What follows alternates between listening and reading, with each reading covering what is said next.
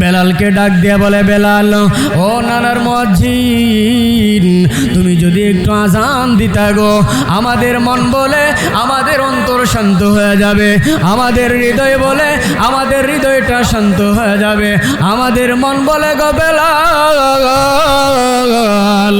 আমার নানাও ওই রোজার মাঝে শুয়া শুয়া থেকে তোমার আজান যখন শুনবে, আজান শুনে আমার নানার অন্তরটা ঠান্ডা হয়ে যাবে, আমার নানার অন্তর শীতল হয়ে যাবে। ও বেলাল আজান দাও। এই কথা বলার সঙ্গে সঙ্গে হযরতে বেলাল রাজি হয়ে গেল। বেলাল মসজিদে নববীর মাঝে দাঁড়াইয়া গেল। মসজিদে নববীতে দাঁড়াইয়া বেলাল যখন আজান দিচ্ছেন, আসসালাতু খায়রুম মিনান নাওম,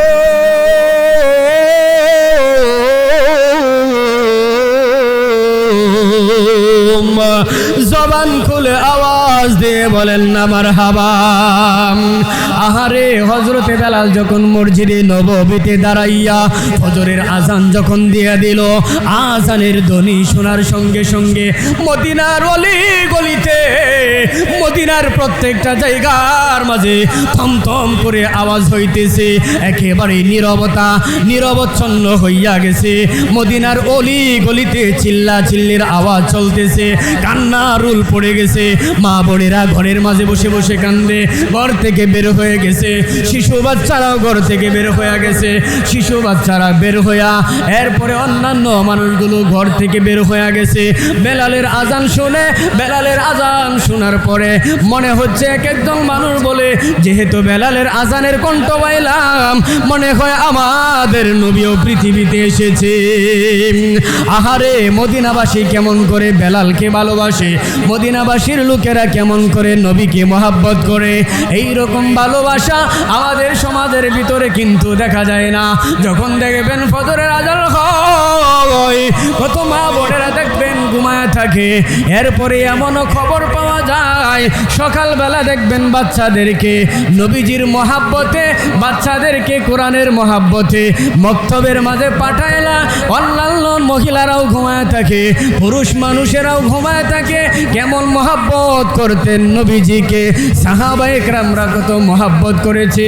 বর্তমান সমাজের দিকে তাকাইলে দেখা যায়, একটা বাড়িতে যদি 50 জন মানুষ থাকে, এক একটা এলাকার ভিতরে যদি 500 মানুষ বসবাস করে, 200 মানুষ বসবাস করে, 300 মানুষ বসবাস করে, ওই মানুষগুলোর ভিতরে মসজিদে দেখবেন 10 জন, মসজিদে দেখবেন 5 জন, মসজিদে দেখবেন 3 জন, এইরকম ভাবে নামাজগুলো আদায় করে।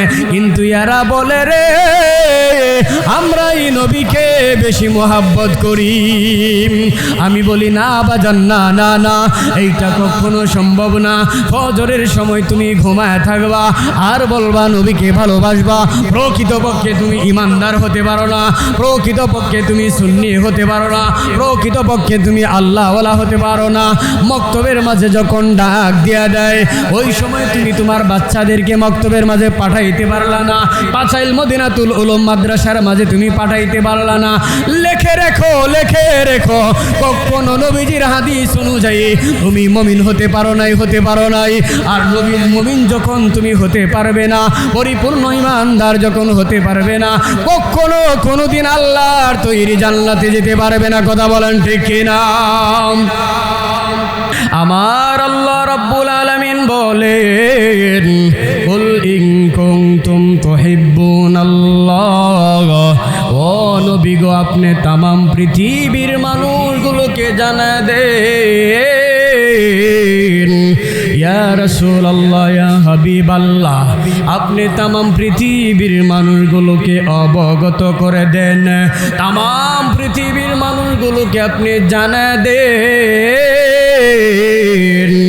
तमाम দুনিয়ার মানুষগুলোকে আপনি এলান করে দেন, तमाम পৃথিবীর মানুষগুলোকে আপনি ঘোষণা করে দেন, ও নবী গো,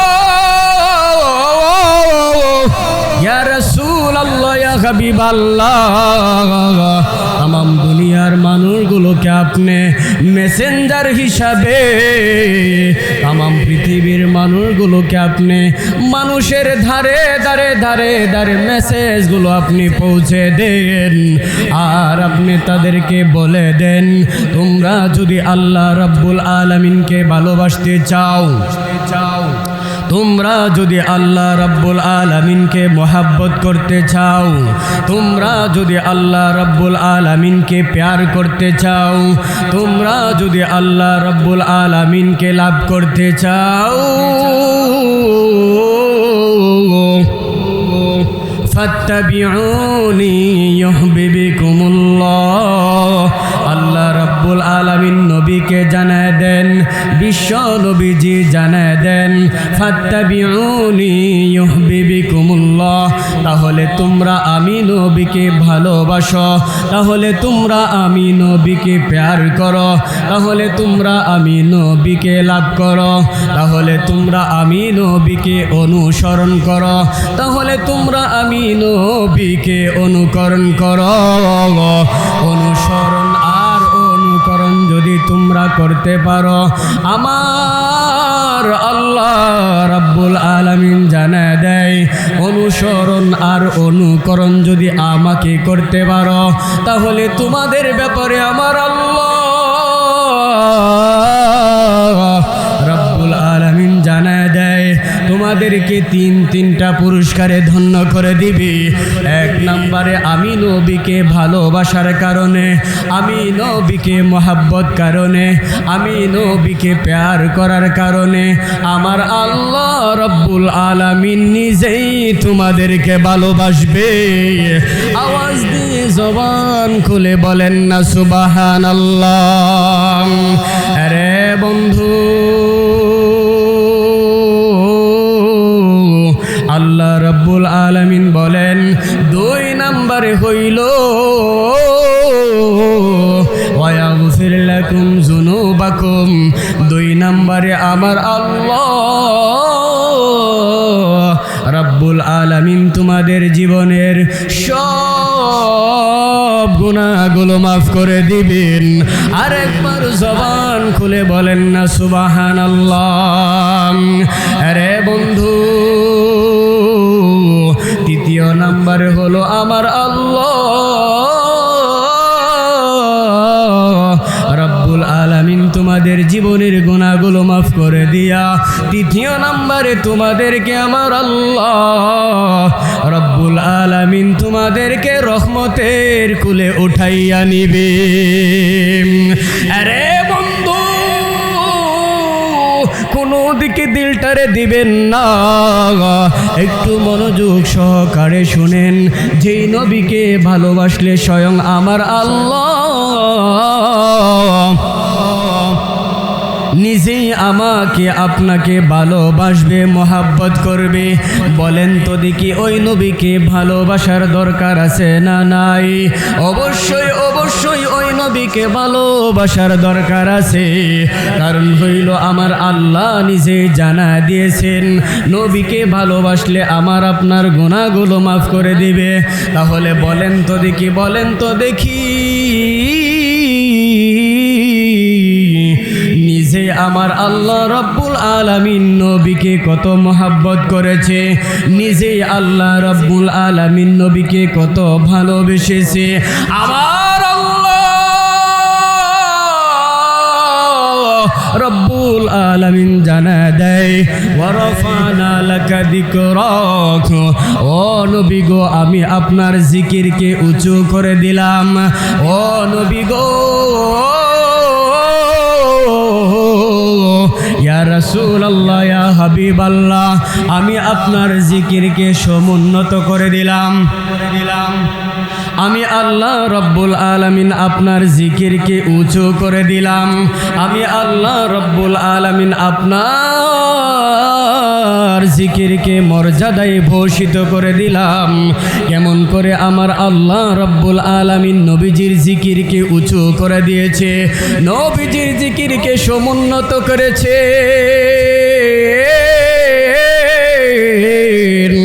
দেখেন আমার আল্লাহ রাব্বুল আলামিন নবীকে কত ভালোবাসে, নবীকে কত মহাব্বত করে। আরে বন্ধু, কে বা কারা কোথায় আসরে আমি আপনাদেরকে দৃষ্টি আকর্ষণ করে বলি, আজকের এই মাহফিল কিন্তু আগামীকালকে থাকবে না। আজকের এই মাহফিল কিন্তু আগামীকালকের জন্য অপেক্ষা করবে না।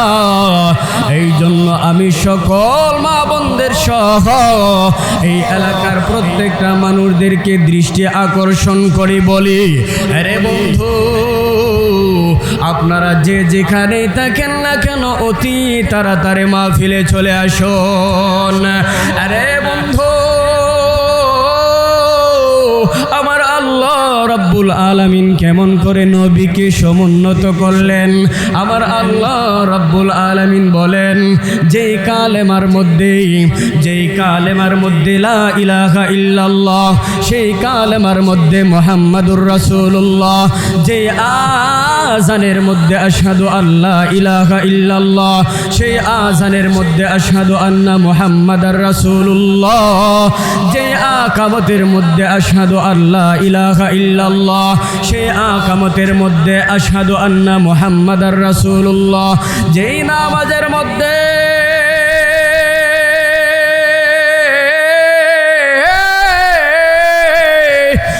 নামাজের মধ্যে রয়েছে আত্তাহিয়াতু লিল্লাহি ওয়াস সালাওয়াতু ওয়াত তাইয়িবাতু, আসসালামু আলাইকা আইয়ুহান নাবিয়্যু ওয়া রাহমাতুল্লাহি ওয়া বারাকাতুহু, সেই নামাজের মধ্যে আমার আল্লাহ রাব্বুল আলামিন জানায় দেয়, আল্লাহুম্মা সাল্লি আলা মুহাম্মাদিন ওয়া আলা আলি মুহাম্মাদ কামা সাল্লাইতা আলা ইব্রাহিমা ওয়া আলা আলি ইব্রাহিম ইন্নাকা হামিদুম মাজিদ। জবান খুলে আওয়াজ দিয়ে বলেন না মারহাবা। রে বন্ধু, তাহলে বলেন দেখি, যে আল্লাহ রাব্বুল আলামিন আমার আপনার নবীকে এত মর্যাদা দিয়েছেন, আমার আল্লাহ রাব্বুল আলামিন আমার আপনার নবীকে সমুন্নত করে দিয়েছে, এত দাম দিল রে, তাহলে বলেন তো দেখি ওই নবীকে ভালোবাসার দরকার আছে না নাই? অবশ্যই অবশ্যই ওই নবীকে ভালোবাসার দরকার আছে। অবশ্যই অবশ্যই ওই নবীকে মহাব্বত করার দরকার আছে। অবশ্যই অবশ্যই ওই নবীকে প্যার করার দরকার আছে। অবশ্যই অবশ্যই ওই নবীকে মহাব্বত করার দরকার আছে। আহারে, যেই নবীজির সুপারিশ বিনে কাল কিয়ামতের ময়দানে কোনো ব্যক্তি জান্নাতের ভিতরে ঢুকতে পারবে না। এমন কি বন্ধু, হযরতে আদম আলাইহিস সালাম থেকে নিয়ে কিয়ামত পর্যন্ত যতগুলো মানুষ পৃথিবীর জমিনে আসবে, প্রত্যেকটা মানুষ এই কিয়ামতের ময়দানে হাশরের মাঠে ইয়া নাফসি ইয়া নাফসি পড়তে থাকবে, ইয়া নাফসি ইয়া নাফসি পড়তে থাকবে। হযরতে আদম আলাইহিস সালাম পড়বে ইয়া নাফসি ইয়া নাফসি, হযরতে শীস আলাইহিস সালাম পড়বে ইয়া নাফসি ইয়া নাফসি, হযরতে নূহ পয়গম্বর পড়বে ইয়া নাফসি ইয়া নাফসি, হযরতে জাকারিয়া আলাইহিস সালাম পড়বে ইয়া নাফসি ইয়া নাফসি। আরে বন্ধু, হযরতে ইব্রাহিম খলিলুল্লাহ পড়বে ইয়া নাফসি ইয়া নাফসি, হযরতে ইসমাইল জবিহুল্লাহ পড়বে ইয়া নাফসি ইয়া নাফসি, হযরতে ঈসা রুহুল্লাহ পড়বে ইয়া নাফসি ইয়া নাফসি। এক কথায় প্রত্যেকটা মানুষ সেই দিন হাশরের মাঠে ইয়া নাফসি পড়তে থাকবে। একমাত্র একজন ব্যক্তি সেই দিন হাশরের মাঠে ইয়া নাফসি পড়বে না। ওই ব্যক্তিটার নাম বলেন তো দেখি, ওই ব্যক্তিটার নাম বলেন।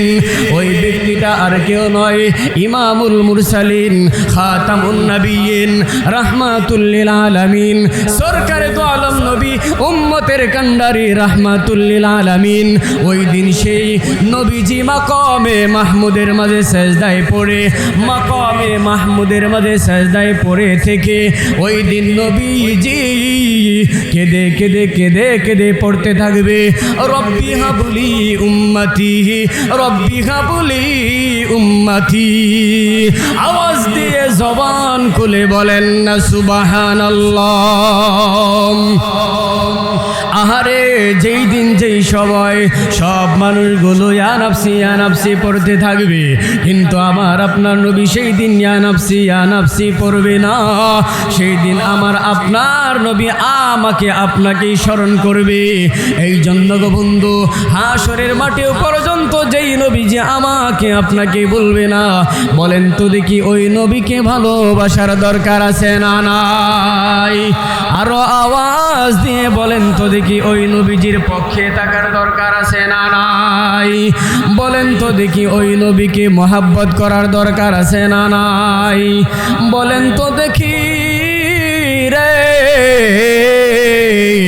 ওই নবীজি ওই রহমতের নবীকে অনুকরণ করার দরকার আছে না নাই?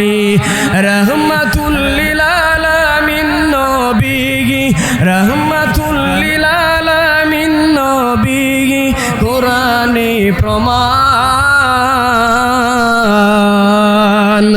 উম্মত বিনে কে বুঝিবে দয়াল নবীর শান। হায়রে উম্মত বিনে কে বুঝিবে দয়াল নবীর শান। আওয়াজ দিয়ে জবান খুলে বলেন না মারহাবা। রাহমাতুল লিল আলামিন নবী, রাহমাতুল লিল আলামিন নবী, কোরআনে প্রমাণ। উম্মত বিনে কে বুঝিবে দয়াল নবীর শান। হায়রে উম্মত বিনে কে বুঝিবে দয়াল নবীর শান। নবী আমার মদিনারি বুলবুল, আমার আল্লাহ ভালোবেসে নামটি দিলেন হাবিবে রাসূল। ওই নবীকে ভালো না বাসলে, ওই নবীজির সুন্নাত না মানলে থাকবে না ঈমান। হায়রে আশিক বিনে কে বুঝিবে দয়াল নবীর শান। হায়রে আশিক বিনে কে বুঝিবে দয়াল নবীর শান। রাহমাতুল লিল আলামিন নবী, রাহমাতুল লিল আলামিন নবী, কোরআনে প্রমাণ। উম্মত বিনে কে বুঝিবে দয়াল নবীর শান। হায়রে উম্মত বিনে কে বুঝিবে দয়াল নবীর শান। আওয়াজ দিয়ে জবান খুলে বলেন না মারহাবা। রে বন্ধু,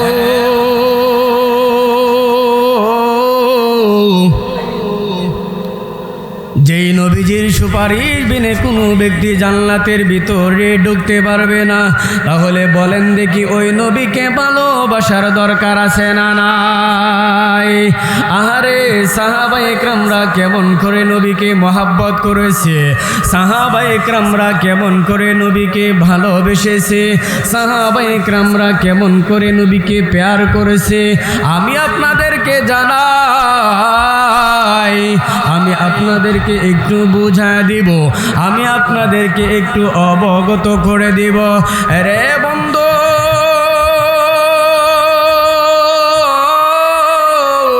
আল্লাহর নবীজি সহ সাহাবায়ে কেরামরা যেই দিন উহুদের প্রান্তরে যখন যুদ্ধ করতেছি, উহুদের প্রান্তরে যখন যুদ্ধ চালাইতেছে, এমন সময় কাফেরদের অতর্কিত হামলার কারণে, কাফেরদের হঠাৎ আক্রমণ হওয়ার কারণে সাহাবায়ে কেরামরা যখন যেই সময় ছুটাছুটি করে এক একজন সাহাবী এক এক দিকে যখন চলে যাচ্ছে, এক একজন সাহাবী যখন দৌড়ায়া অন্য দিকে চলে যাচ্ছে, এই সুযোগের মধ্যে আমার আপনার নবীকে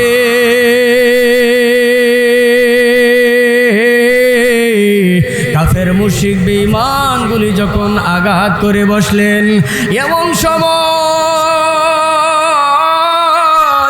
আঘাত করার কারণে আমার আপনার নবীজির চেহারা মুবারকের মধ্যে লোহার দুইটি করা যখন ঢুকে পড়লেন, চেহারার মধ্যে যখন লোহার দুইটি করা প্রবেশ করে ফেলল, এমন সময় আমার আপনার নবীজির সাহাবীরা, আমার আপনার নবীজির সাহাবীর ভিতরে একজন সাহাবীর নাম হলো আবু উবাইদা ইবনুল জাররাহ।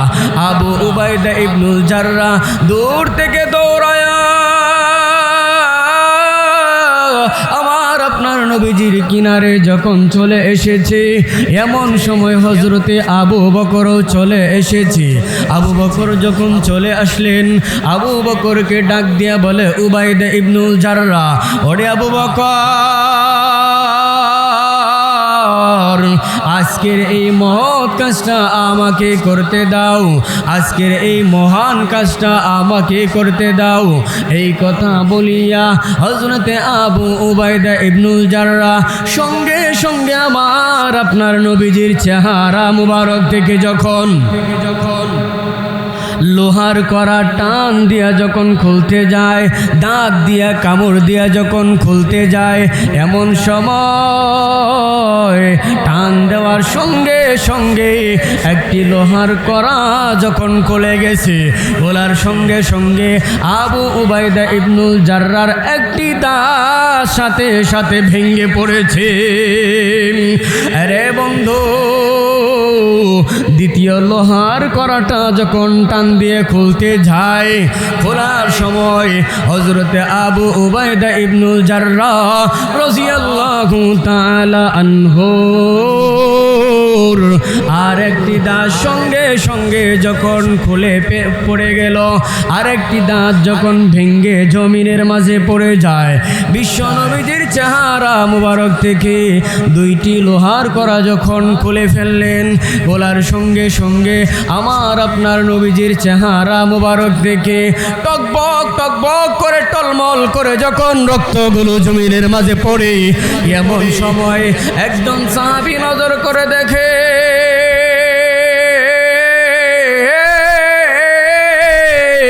ওই সাহাবীর নাম হলো মালিক বিন সিনান।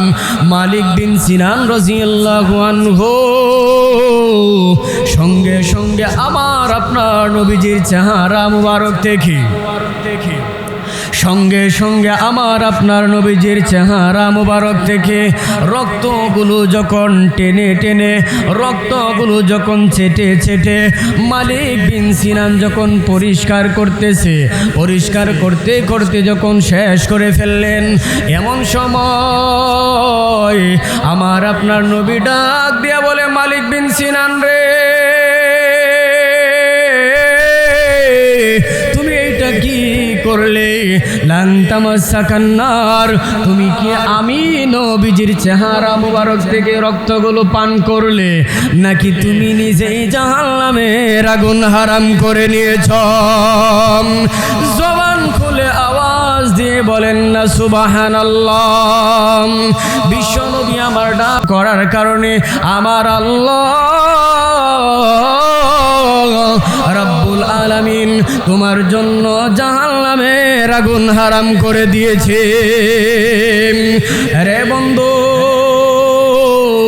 যেই নবীজির রক্ত পান করার কারণে, যেই সাহাবীর জন্য আমার আল্লাহ রব্বুল আলামিন জাহান্নাম হারাম করে দিয়েছে, বলেন তো দেখি ওই নবীজির পক্ষে থাকার দরকার আছে না নাই? অবশ্যই ওই নবীজির পক্ষে থাকার দরকার আছে, অবশ্যই ওই নবীকে ভালোবাসার দরকার আছে। নবীজির রক্ত পান করার কারণে জাহান্নামের আগুন আমার আল্লাহ রাব্বুল আলামিন হারাম করে দিয়েছে। ওই নবীজির আদর্শ যদি কোনো বান্দা বান্দি তার জীবনে মেনে নিতে পারে, ওই নবীজির আদর্শ যদি কোনো বান্দা বান্দি তার ব্যক্তিগত জীবনে, পারিবারিক জীবনে, দৈনন্দিন জীবনে, রাষ্ট্রীয় জীবনে, সামাজিক জীবনে যদি ওই নবীজির আদর্শ মেনে নিতে পারে, আমার আল্লাহ রাব্বুল আলামিন পবিত্র কুরআনুল কারীমের 21 নম্বর পারা 19 নম্বর পৃষ্ঠা 12 নম্বর লাইনে সূরাতুল আহজাবের 21 নম্বর আয়াতে কারিমার ভিতরে বলেন, লাকাদ কানা লাকুম ফি রাসূলিল্লাহি উসওয়াতুন হাসানাতুল লিমান কানা ইয়ারজুল্লাহ।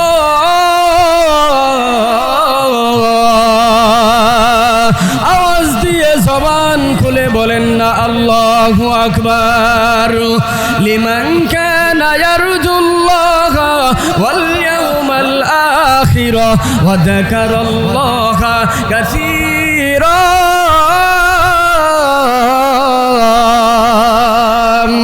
আরে বন্ধু,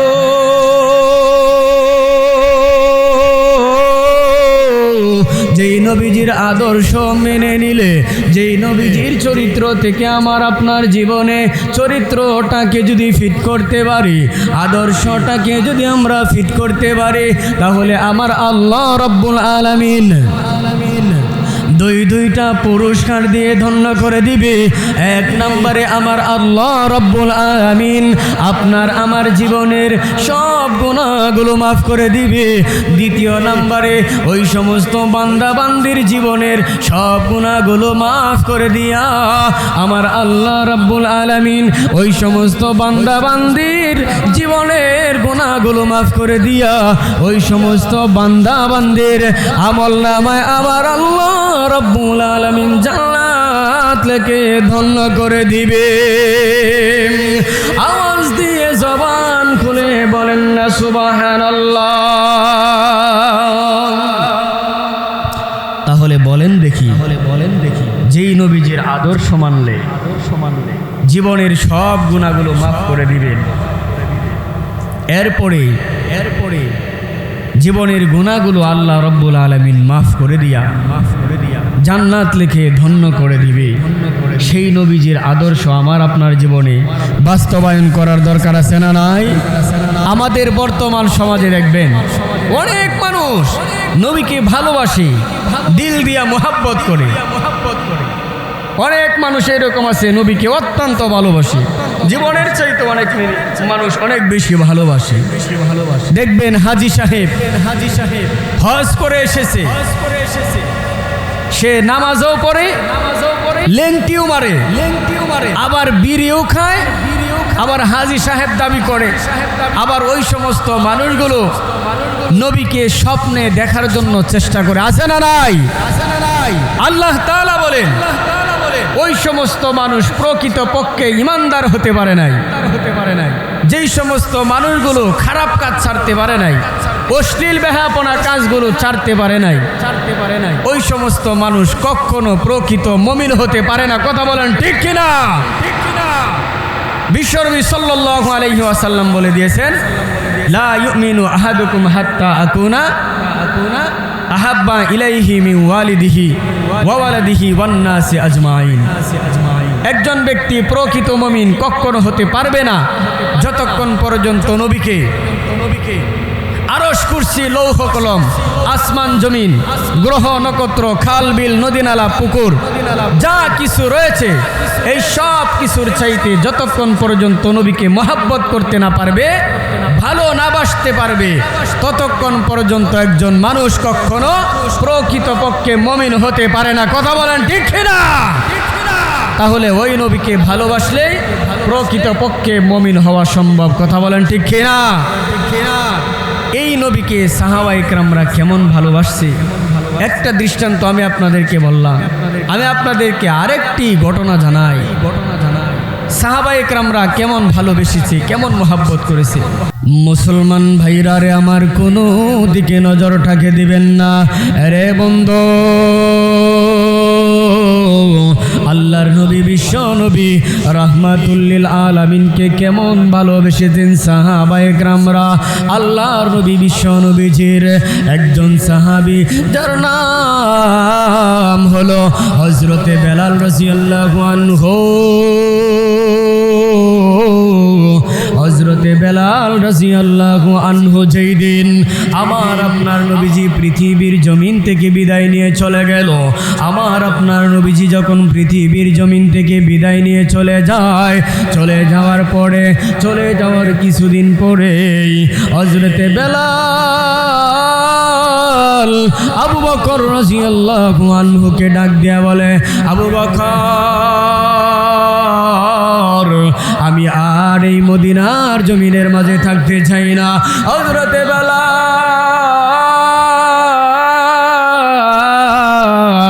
তার কাপড় চোপড়গুলো গুছাইলো, কাপড় চোপড়গুলো গুছানোর পরে একটা পুটলার মাঝে রাখলেন, একটা পুটলার মাঝে রাখিয়া একটা ব্যাগ বড়িয়া এরপরে হযরতে বেলাল আবু বকরকে ডাক দিয়া বলে, আবু বকর রে, মদিনার জমিন থেকে আমি বিদায় নিয়ে চলে যাব সিরিয়ার দামেস্কে। আবু বকর ডাক দিয়ে বলে, বেলাল কি হলো রে বেলাল, তোমার কি হয়েছে? কোন কারণে তুমি মদিনার জমিনের মাঝে থাকতে চাও না? কোন কারণে তুমি মদিনার জমিন থেকে বিদায় নিয়ে চলে যেতে চাও? এইটার পিছনে কারণটা কি আমাদেরকে একটু বলে দাও। হযরতে আবু বকর, হযরতে আলী, হযরতে উমর ডাক দিয়ে বলে, বেলাল রে,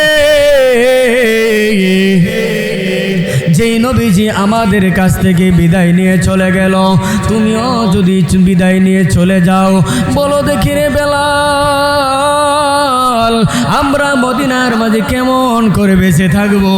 এই কথা বলিয়া হযরতে আবু বকর কান্দে, হযরতে উসমান কান্দে।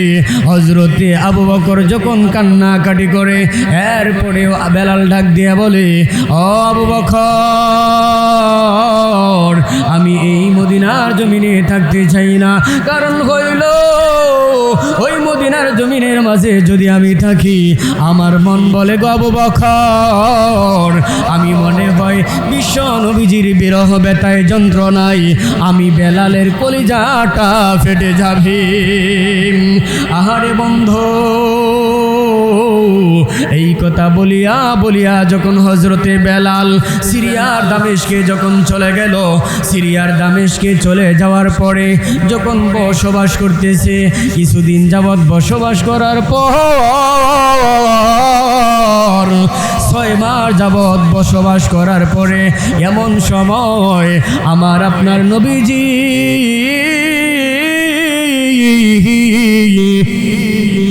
হযরতে বেলাল রাদিয়াল্লাহু আনহুকে স্বপ্ন দেখাইলেন। হযরতে বেলাল রাদিয়াল্লাহু আনহুকে স্বপ্নে যখন দেখাইলেন, দেখায় বলে, কিরে বেলাল কি হয়েছে রে? কতদিন হয় রে বেলাল মদিনার জমিন থেকে তুমি বিদায় নিয়ে চলে গেলা? আহারে বেলাল, তোমার কি মন চায় না ওই সিরিয়ার দামেস্ক থেকে এসে আমি নবীজির রওজাটা কি একটু জিয়ারত করতে কি তোমার মনে চায় না? আহারে বেলাল, তোমার কি মন চায় না মসজিদে নববীতে এসে একটু আজান দিবা? আজান দেওয়ার পর আমি নবীজির কলিজা শীতল হয়ে যাবে, আজান দেওয়ার পরে আমি নবীজির কলিজা ঠান্ডা হয়ে যাবে। কিরে বেলাল,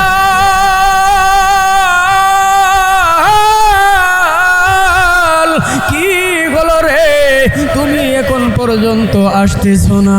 এইরকম স্বপ্ন যখন হযরতে বেলাল দেখে, বেলাল দেখতে দেরি, পরের দিন হযরতে বেলাল আবার সিরিয়ার দামেস্ক থেকে যখন চলে আসলেন মদিনার জমিনে, বিশ্ব নবীজির রওজার কিনারে যখন চলে আসলো, ওই সময়টা ছিল রাত্রের গভীর শেষ রাত্রে ছিল।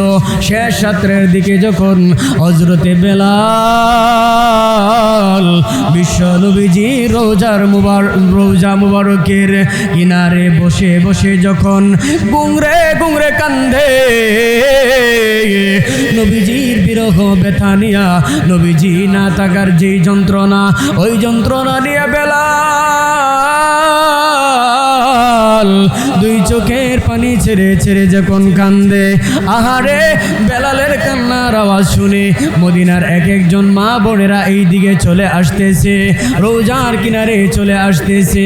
অন্যান্য মানুষগুলো বেলালের কান্নার আওয়াজ শুনে যখন চলে আসলো, এমন সময় হযরতে আলী, হযরতে আবু বকর, হযরতে উসমান আরো অন্যান্য যেই সমস্ত সাহাবীরা রয়েছে, এক একজন সাহাবী বেলালকে দেখার জন্য আসতেছে। আসার পর হযরতে আবু বকর, উসমান, অন্যান্য সাহাবীরা হযরতে বেলালকে ডাক দিয়া বলে, আরে বেলাল, ভালোই করেছো তুমি এসেছো, আর দেরি করো না, আর দেরি করা যায় না, এখন এই মুহূর্তেই তুমি ফজরের আজান দিয়ে দাও। আওয়াজ দিয়ে জবান খুলে বলেন না মারহাবা। আহারে বেলাল ডাক দিয়া বলে, আবু বকর, কেমন করে আমি মসজিদে নববীর মাঝে আজান দেব? আমি যদি মসজিদের নববীর মধ্যে আজান দেই, বলো দেখি রে, আমার নবীজি আজান শোনার পরে মসজিদে নববীতে নামাজের জন্য আসবেনি, এই কথা যদি তুমি গ্যারান্টি দিতে পারো, তাহলে আমি বেলাল আজান দেব। অনেক পিরাপিরি করার পর যখন আজান দেয় না, এরপরে আবু বকর হযরতে আলী রাদিয়াল্লাহু আনহুর দুইটি ছেলে, যার নাম হলো হযরতে হাসান আর হুসাইন, ওই দুইজনকে ডাক দেওয়ার জন্য বলল, কারণ হাসান আর হুসাইনকে হযরতে বেলাল অনেক মোহাব্বত করেছে, হযরতে বেলাল অনেক ভালোবেসেছে। হাসান আর হুসাইন বেলালকে ডাক দিয়ে বলে, বেলাল, ও নানার মুয়াজ্জিন, তুমি যদি একটু আজান দিতা গো, আমাদের মন বলে আমাদের অন্তর শান্ত হয়ে যাবে, আমাদের হৃদয় বলে আমাদের হৃদয়টা শান্ত হয়ে যাবে, আমাদের মন বলে গো বেলাল, আমার নানাও ওই রোজার মাঝে শুয়া শুয়া থেকে তোমার আজান যখন শুনবে, আজান শুনে আমার নানার অন্তরটা ঠান্ডা হয়ে যাবে, আমার নানার অন্তর শীতল হয়ে যাবে। ও বেলাল, আজান দাও। এই কথা বলার সঙ্গে সঙ্গে হযরতে বেলাল রাজি হয়ে গেল। বেলাল মসজিদে নববীর মাঝে দাঁড়াইয়া গেল। মসজিদে নববীতে দাঁড়াইয়া বেলাল যখন আজান দিচ্ছেন, আসসালাতু খায়রুম মিনান নাওম,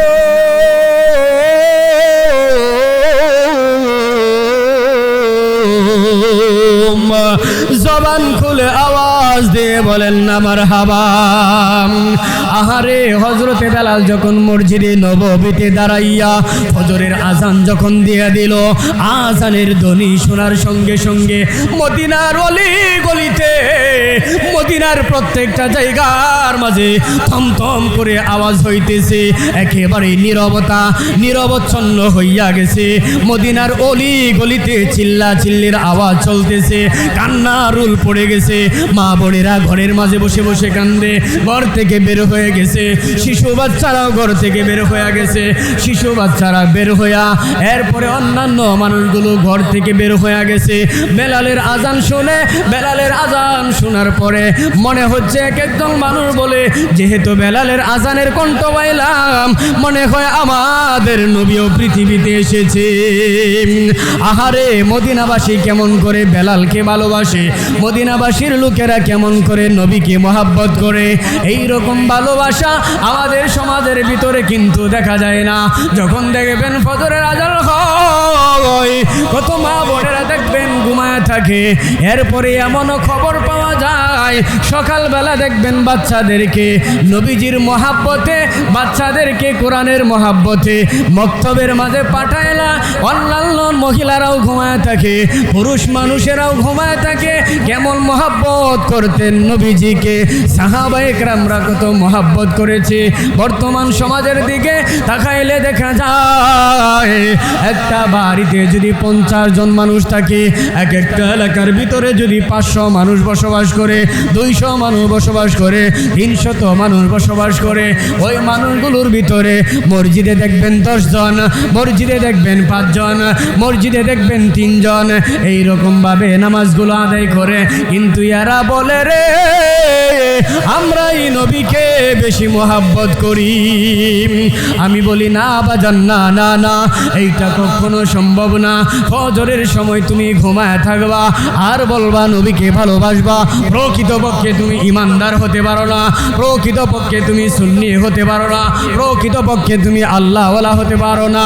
মক্তবের মাঝে যখন ডাক দেয়া দেয় ওই সময় তুমি তোমার বাচ্চাদেরকে মক্তবের মাঝে পাঠাইতে পারলা না, পাঁচাইল মদিনাতুল উলুম মাদ্রাসার মাঝে তুমি পাঠাইতে পারলা না। লেখে রেখো, লেখে রেখো, কখনো নবীজির হাদিস অনুযায়ী তুমি মুমিন হতে পারো নাই, হতে পারো নাই। আর নবীর মুমিন যখন তুমি হতে পারবে না, পরিপূর্ণ ইমানদার যখন হতে পারবে না, কখনো কোনোদিন আল্লাহর তৈরি জান্নাতে যেতে পারবে না। কথা বলেন ঠিক কিনা? তাহলে আমাদের কাজ কি? নবীকে ভালোবাসতে হবে, নবীকে মহাব্বত করতে হবে। কিন্তু বর্তমান সমাজের দিকে তাকাইলে দেখা যায় এক শ্রেণীর মানুষ এরকম আছে, তারা সুন্নি দাবি করে কিন্তু সুন্নতের ধারে কাছেও যায় না। যখন আল্লাহকে নিয়ে কটূক্তি করা হয়, নবীকে নিয়ে যখন কটূক্তি করা হয়, তখন এই সমস্ত মানুষগুলো রাস্তায় বের হয় না, একটা মিটিংও করবো না নবীজির পক্ষে, মিছিলও করবো না, কিন্তু তারা দাবি করে বসে আমরা সুন্নি। কিন্তু আমরা বলি এরা কখনো আশেকে রাসূল হতে পারে না, এরা কখনো খাঁটি ইমানদার হতে পারে না।